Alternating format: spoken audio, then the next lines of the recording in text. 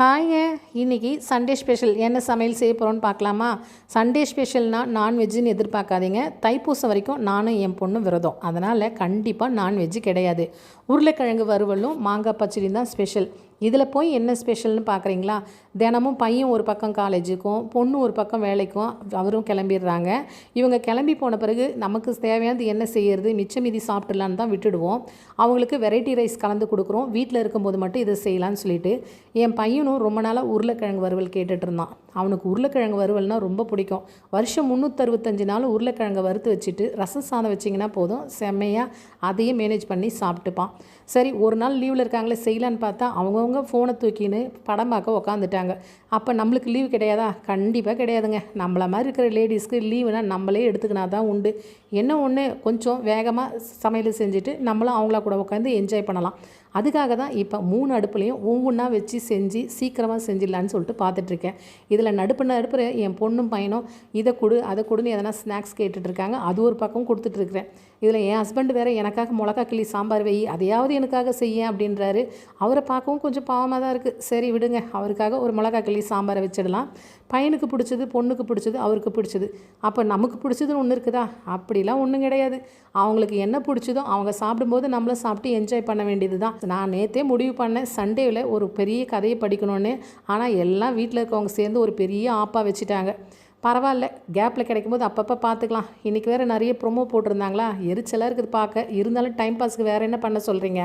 ஒரு பக்கம் அடுப்பில் சாம்பார் கொதிச்சிட்டு இருக்கும்போதே இன்னொரு பக்கம் அடுப்பில் உருளைக்கிழங்கு வறுத்துடலாம். உருளைக்கிழங்குல உப்பு, புளி, காரம், கொஞ்சம் கார்ன்ஃப்ளவர் மாவு போட்டு 1 மணி நேரமாவது ஊற வைங்க.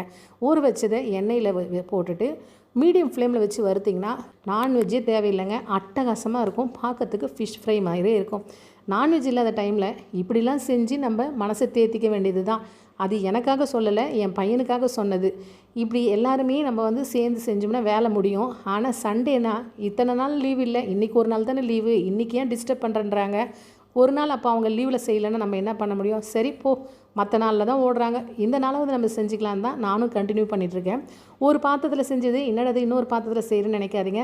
பாத்திரம் யாரும் தேய்க்க மாட்டாங்க. எப்போ வந்தாலும் நான் தான் செஞ்சாகணும். அதனால் ஒரு பாத்திரத்தை செஞ்சுட்டு அதையே வாஷ் பண்ணிவிட்டு திரும்ப திரும்ப யூஸ் பண்ணிப்பேன். வேலையும் மிச்சம், நம்ம பாத்திரம் கழுவுற டைமும் நம்மளுக்கு சேவ் ஆகும். இப்போ சாதமும் கொதி வந்துடுச்சு. மாங்காய் பச்சடிக்கு ஒரு சீக்ரெட் இன்க்ரீடியன்ட் யூஸ் பண்ணியிருக்கேன். இது எங்கள் அம்மா எனக்கு சொல்லி கொடுத்த மெத்தேடு. இதை யூஸ் பண்ணுறதால ஹெல்த்துக்கும் நல்லது, உடம்பும் சூடாகாது. அதை கடைசியில் பார்க்கலாம். இப்போ சாதமும் தண்ணி கொதித்து போட்டாச்சு. இப்போ சுறுசுறுப்பாக நடந்துட்டு இருக்கும்போதே ஒரு பக்கம் என் வீட்டுக்காரர் டீயை கொடுன்றாரு. 3 அடுப்பில் எல்லாமே இருக்கும்போது நான் எங்கே டீ போடுறது? பசங்கக்கிட்ட கோவத்தை காமிக்க முடியல. ஏமாந்தவர் அவர் தானே. அவர்கிட்ட திரும்பி ஒரு பார்வை, அவ்வளோதான். அங்கேருந்து எஸ்கேப் ஆகிட்டார். சரி போனால் போதுன்னு சொல்லிட்டு இண்டக்ஷன் ஸ்டவ்வில் என் பொண்ணை பாலை காய்ச்சி கொடுக்க சொன்னால் அப்பாவுக்கு திக்காக ஒரு ஹார்லிக்ஸை போட்டு கொடுக்குறா. பொண்ணுங்க என்ன இருந்தாலும் அம்மாவோட அப்பா மேலே தாங்க பாசம். இப்படி தான் எல்லா வீட்லேயும் நடந்துகிட்ருக்குது. இன்னொரு பக்கம் வறுத்துட்ருக்கிறேன். இது வெந்தயம். அம்மா சொன்ன சீக்ரெட் இது தான். இந்த வெந்தயத்தை நல்லா இது மாதிரி எண்ணெய் இல்லாமல் வறுத்து பொடிச்சு மாங்காவில் போட்டிங்கன்னா மாங்காயால் ஒரு சிலர் சாப்பிட்டா வயிறு வலி சொல்லுவாங்க. கண்டிப்பாக அந்த வயிறு வலி பிரச்சனை வரவே வராது.